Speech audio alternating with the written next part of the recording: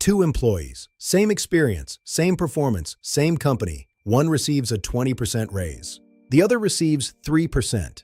Why? It's not always performance. Often, it's psychology. Today we'll break down the hidden psychological forces that influence compensation decisions. By the end of this video, you'll understand why your starting salary matters more than you think, why managers hesitate to approve large raises, and how perception can influence who gets paid more.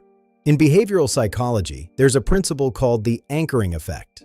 The first number introduced in a negotiation becomes the reference point for future decisions. In compensation, your starting salary becomes that anchor.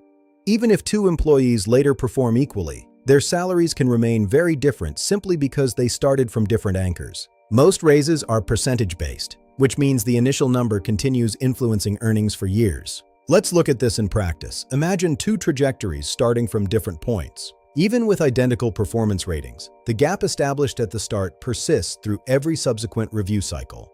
By year 5, the disparity is massive, all because of a number agreed upon years ago.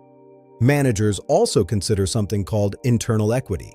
Employees performing similar roles are expected to earn similar salaries. Think of it as a delicate balance. Organizations strive for fairness within teams to maintain morale. If one employee suddenly earns significantly more than peers, it can create tension and dissatisfaction across the team.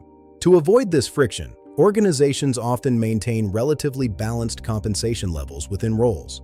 This is why many raises are moderate and consistent.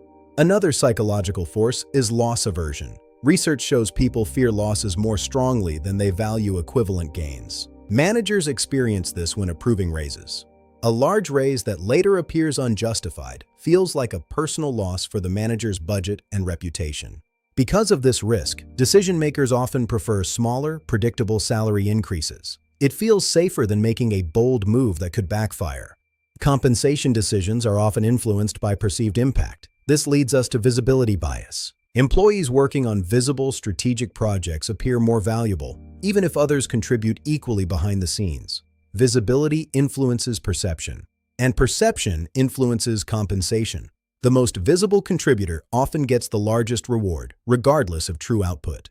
Understanding these psychological forces allows you to approach compensation discussions more strategically. Let's look at how to use this knowledge. First, negotiate carefully early in your career. Your starting salary anchors future earnings for the long term. Second, increase visibility by connecting your work to measurable outcomes. Make sure the decision-makers see the impact. Third, frame compensation discussions around market alignment rather than personal need. Focus on the value of the role in the broader market.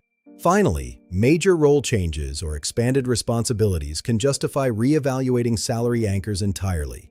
Don't be afraid to reset the benchmark. Compensation decisions are rarely based only on effort. They are shaped by psychology, anchors, risk avoidance, and perception. Once you understand these forces, you can begin influencing them.